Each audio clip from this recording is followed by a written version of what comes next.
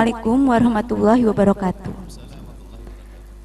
Allahumma sholli ala Sayyidina Muhammad wa ala ali Sayyidina Muhammad. Izin bertanya Buya.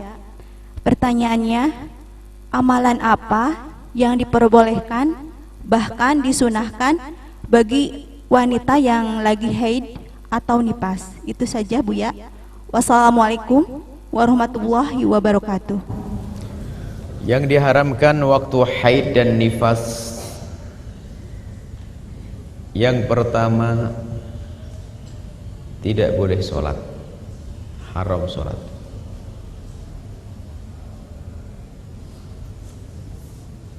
Tidak boleh berpuasa dan tidak boleh tawaf.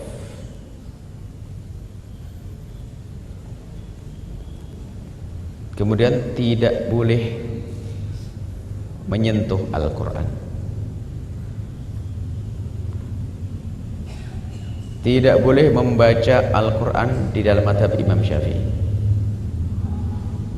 kecuali jika Al-Qurannya dalam irama doa. Membaca Qul a'udzu birabbil falaq, Qul a'udzu birabbin nas untuk mendoakan anak kita agar terlindung dari godaan jin atau yang tidak terlihat waktu menjelang tidur, atau baca ayat-ayat Al-Quran tapi yang isinya adalah dalam irama doa. Rabbana atina fid dunya hasanah itu dari Al-Quran, tapi untuk doa dan berzikir. Kemudian tidak boleh, mohon maaf ini, digauli oleh sang suami. Tidak boleh digauli sang suami dalam arti, mohon maaf, suami menggauli istri sampai masukkan ke wilayah tersebut, haram dosa. Tapi kalau seorang suami mencumbui istri sampai puas, sah, asalkan jangan masuk wilayah tersebut. Seorang suami menggauli istri di lubang belakang, dosa dalam keadaan apapun, suci atau tidak suci, haram. Tapi dalam urusan haid adalah memasukkan ke lubang tersebut adalah dosa besar. Kemudian yang keberapa tadi? Selanjutnya adalah tidak boleh al-mukthu, diam di dalam masjid. Tidak boleh diam di dalam masjid. Tapi kalau lewat ke masjid, melewati masjid nggak apa-apa. Seorang perempuan mungkin melayani, ngambil nganterin minuman keluar dan sebagainya, ada tukang dan sebagainya. Tapi kalau diam al-mukthu, 4 mazhab mengatakan tidak boleh semuanya.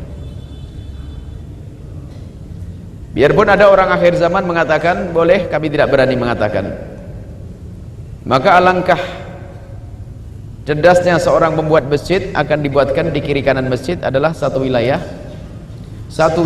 yang bukan dihukumi sebagai masjid untuk wanita-wanita yang kebetulan mereka ada haid. Ganti ini. Wanita haid, kalau sudah ada sound nggak enak itu ganggu sekali itu. Haid ini yang benar dah. Beda enggak dengan itu? Jangan ngasih, asal kasih nanti.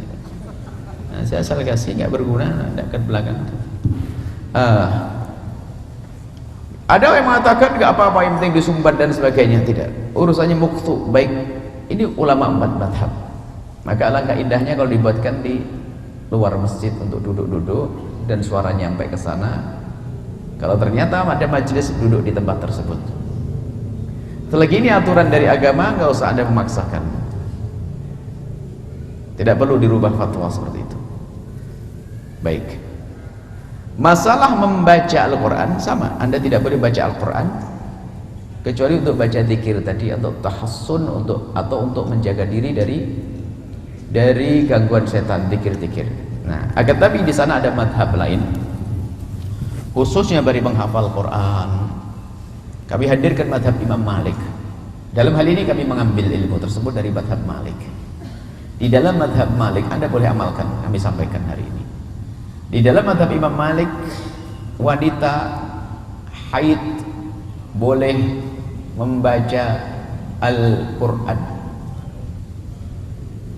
untuk belajar dan mengajar. Membaca ya, bukan menyentuh. Anda harus bisa bedakan.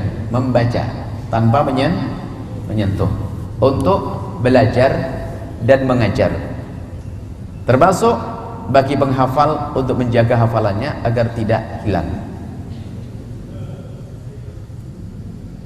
Ini bukan pendapat aneh, pendapat ulama madhab Malik, madhab yang dianggap. Berbeda dengan zakat tadi. Kalau zakat tadi yang mengatakan boleh untuk masa itu, nggak ada madhab 4. Malah ini yang ada, orang pada ragu-ragu urusan begini, padahal ini urusan ibadah.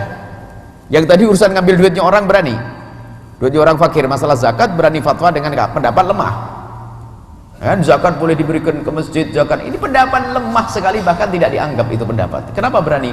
Tapi giliran urusan ini bukan ngambil hartanya orang, urusan masalah apa? Masalah membaca Al-Quran.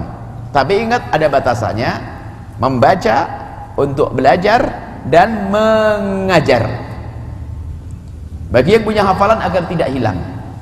Kalaupun menambah boleh, karena irama itu dalam belajarnya dia. Seperti itu. Ini adalah pendapat mazhab Malik yang perlu dihadirkan, khususnya di tempat-tempat atau ustadz-ustadz yang ngajar di SMA. SMA itu pendidikan agamanya 2 jam dalam seminggu. Jam terakhir pas giliran pas belajar Al-Quran, baru ustadznya duduk pas adzan. Adzannya adzan yang kelewat daripada batas yang benar, panjangnya seberapa jam. Dari 60 menit kepotong 15 menit denger adzan. Sudah begitu anak pelajarnya selalu beralasan lagi haid Ustadz. Ustadznya nggak berani nyuruh.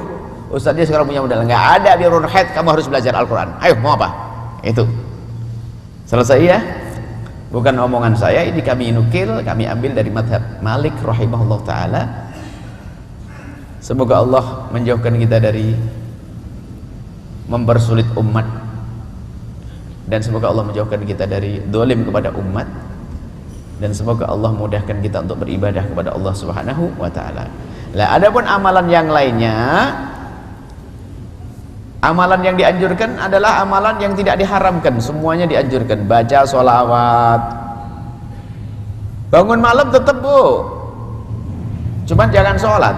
Ini repotnya ibu-ibu ini kalau sudah haid itu libur betul, bangun malam libur, masakin suami libur, semuanya libur, ngelayani suami libur ya. Saat ngelayani suami libur, nggak boleh libur. Ngelayani suami pokoknya nggak boleh masuk gitu saja. Layani suami sampai puas dia. Kemudian yang penting jangan masuk. Kemudian Pak bangun malam tetap melayani, mungkin suaminya dibanguni tahajudan, anak-anaknya dibanguni.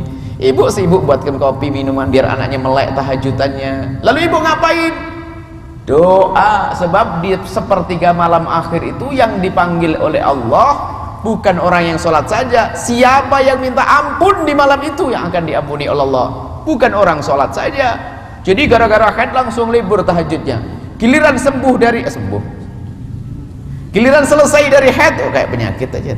Giliran selesai dari haid sudah kebiasaan tidurnya bablas, akhirnya susah lagi belajar tahajudan. Baik ya, seperti itu.